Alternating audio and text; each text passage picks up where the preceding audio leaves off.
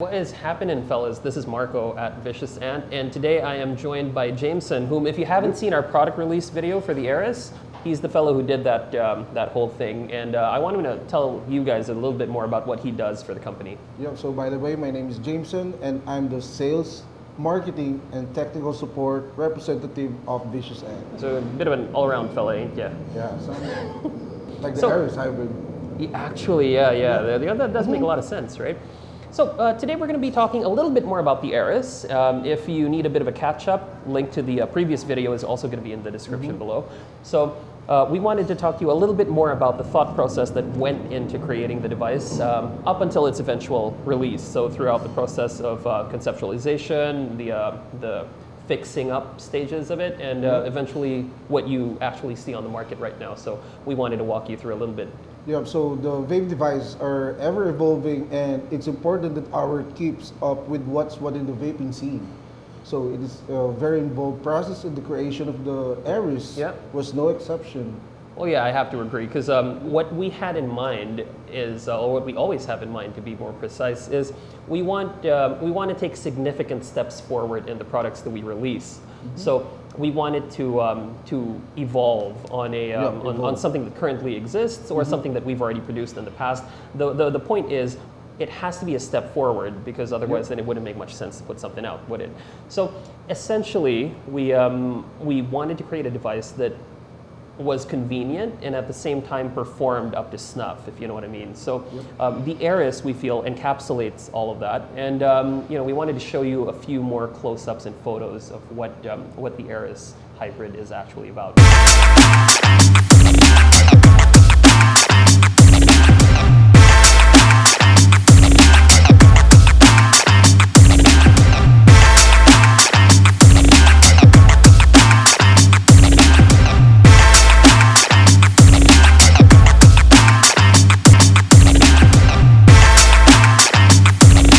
So, Jameson, I imagine with a product like the Eris, and with how it's designed, you get a lot of questions online about them. So, I've gotten a fair share of them myself. What kind of questions do people ask you about it? There's a lot of questions.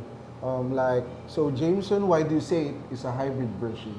There aren't that many devices that function this way. In fact, I don't think there are any that function in the exact same way that this one does. So, it is a valid question. What did you tell him? So the word takes on several meanings.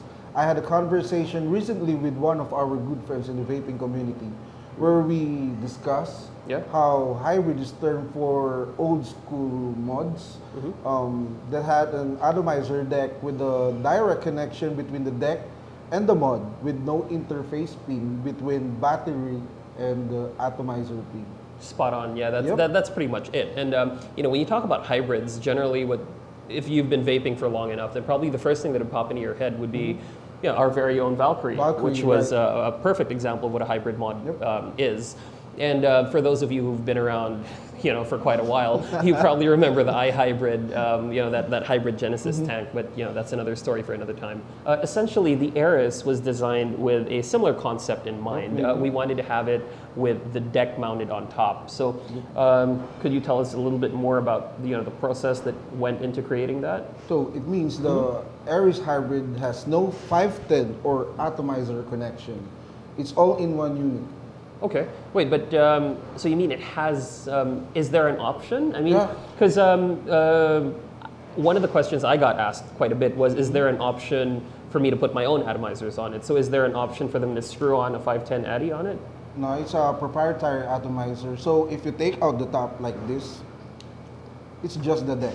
Oh, okay. So it's essentially just built into it, isn't it? Yep. Yeah. It's like an all-in-one. So the other question is, why would we use a deck and not rely on OCCs or other readily available coil heads? Okay. I guess another valid question. So what do you tell them? Yeah.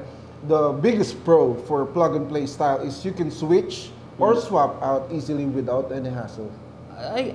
I guess as a pod user myself, I can kind of get behind that, but at the same time, the biggest drawback that I've always had with pod devices is when the manufacturer eventually stops making these things, because it becomes hard to source. I don't want to go panic buying and buy 100 coil heads for a single device.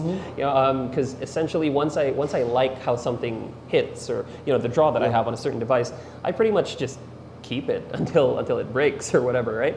So yeah, it makes it a bit difficult when manufacturers go out of production. So that is what we really had in mind when we put out when we decided to put the deck and have it mounted on as a hybrid onto the device itself. We don't want to make it difficult for people because rarely do you ever get, and any pod enthusiast is going to have to admit this, rarely do you ever get a pod with a built-in coil or an OCC that you could use that really dials in what you want or the experience that you want. Whereas when you build on it, right, it makes it a little bit easier for you to get that kind of flavor, that kind of vapor warmth that you want, right?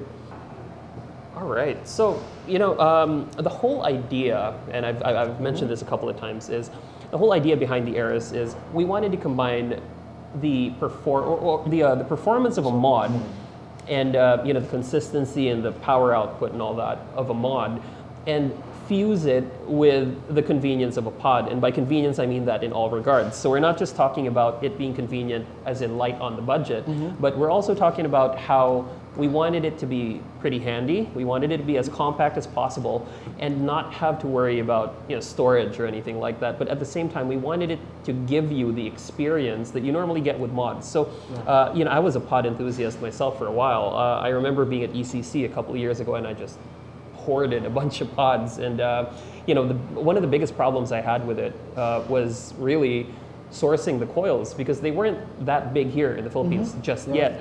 So when I picked them up over there, cartridges, OCC. Yeah, that's true. It was very difficult for me to get them here until some of the bigger shops here started stocking them, right? So I don't know, Jameson, what issues have you had with pods before? Yeah. So based on my experience from the pod, first satisfaction, two the hits when I'm getting hits, dry burn. Okay.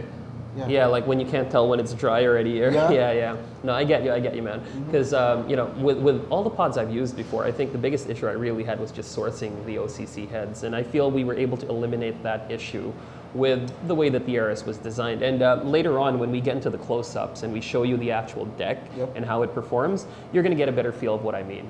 All right, so I'm going to hand you guys over to Jameson, who's going to be talking about what the Eris has to offer under the hood. So we're going to be having a look at the airflow and the build area and the unique, the juice refilling and the unique system that we have in place to make sure that when you take the top off, it doesn't leak. So Jameson's going to be talking a lot about that, and we're going to have a few close-ups for you guys to take a look at. So, man, what do you have to say? All right, thanks, Marco. Okay, so here's the Eris Hybrid box with the Vicious Ant logo and Eris Hybrid text in front.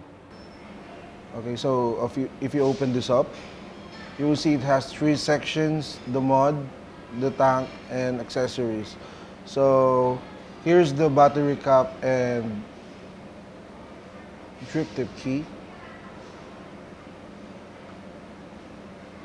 the Ultim insert, extra Ultim insert, and some O-rings and screws. Wait, so Jameson, you mean there are other versions? The titanium version has a clear glass where you can clearly see the 18650 battery right there and the DNA 75C chipset in front. Okay, so while the Delrin version has a full Delrin body. See that? Alright, so let's start here. So I will show you how to remove this one. To turn the top cap, use this key. You can also use this for the battery cap as well. Right here, okay. So just to clear the mind, the Eris can easily and safely be handled without the key. It's just a tool to get things done easier, okay. The mod has only a proprietary atomizer. It can contain up to 6 ml of freshly e-liquid. I'll show it to everyone watching how to fill this up later, so stay tuned everyone. As you can see right below the tank, there's a groove here. That's where we put this one to these 2 protruding posts in the mod. You only have to align it and just turn it clockwise. So vice versa, if you want to pop it off, easy. So let's dive into the deck. There's a Phillips screw for the Ultim insert and the flat screw where you have to put your build coils. To remove this part, you only have to unscrew the Phillips and just pop it when off you like replace this. the Ultim inserts, that's where the airflow holes are. And it's just the same if you want to swap it out with your preferred insert, so that's easy. So let's take a close-up look for the Ultim insert. Okay, right here. So this is where the airflow goes.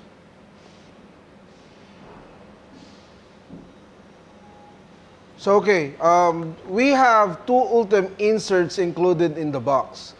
One is the 2x1 mm for MTL.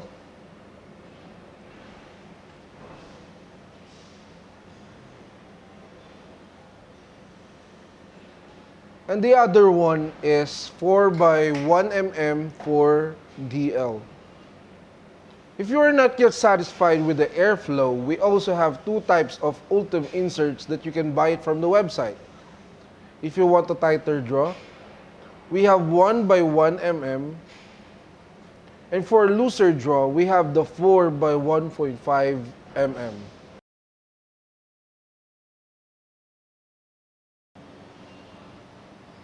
Okay, what I have here is a pre-built coil. I built it before the video started. It is a Cantal A1 wire, 7 loops, 24 gauge. So let's build it.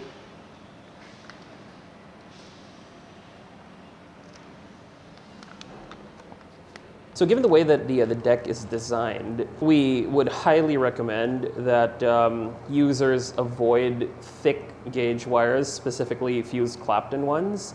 I mean, you could potentially squeeze Clapton in, but you don't want to run the risk of melting away anything that sits in there, right?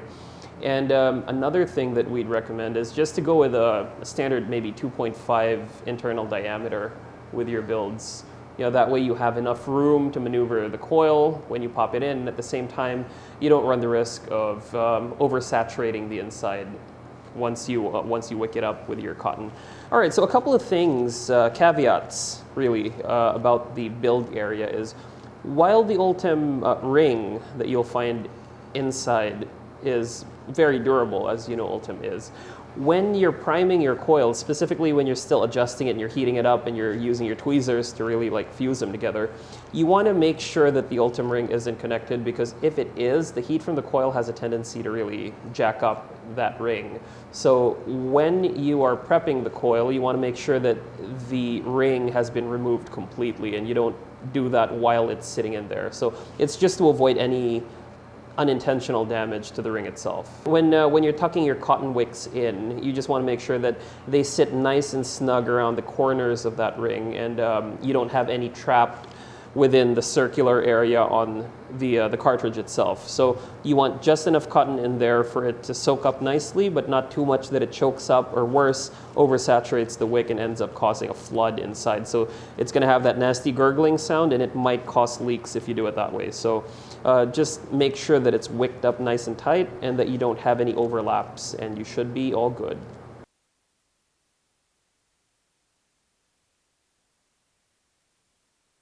So guys, I'll show you how to fill up the tank with the e-juice. So first, make sure to remove the drip tip using this key and twist it counterclockwise. So you will see that there's two holes. That's where you have to fill in your e-juice. So guys, remember, it is sealed and it won't leak whenever it is separated because of the anti-leak system. Okay, so here you go, the Eris Hybrid. If you have more questions, just leave a comment below. Okay, Marco, let's go back to the top. Now that Jameson's shown us what the Eris has to offer under the hood, it's time for us to address the white elephant in the room, which is, was this meant to be a pod? Yep. Mm-hmm. The long and short of it is, no, it is not. From the time that we conceptualized the Eris, we wanted it to be a hybrid of sorts, where we take all the good things about a pod and we combine it with the reliable performance of your usual regulated mods. Yeah, that's right. When you think about a pod, you think compact and convenient, but you rarely ever get the exact performance out of it that you really want. Yeah, you know, that's exactly the point. Yep. With the Eris, you really get to dial in on the kind of performance that you really want to get, right? Yeah. So it lets you pop your own builds in, and with a 75C chip, it really lets you get that sweet spot for you. Yeah, and with its compact design, it's very easy to take anywhere, and it's it's basically our take on a pod. Yeah, exactly. So that pretty much sums it up for this whole video. We're going to have some relevant links in the video description below. So all the other stuff there, Jameson's Facebook is going to be there if you need any, if you have any questions that you need addressed. He's your go-to guy. He handles tech support for Vicious Ant. Yeah, so Marco, I think it's the end of the video. Yep, it's been a real gas working with you, man. Thanks. So don't forget that we have an ongoing giveaway. So make sure you smash that like button, comment any related topics with the hashtag StayVicious, and subscribe the video. Alrighty, we'll see you guys next time then. Yep. Thank you.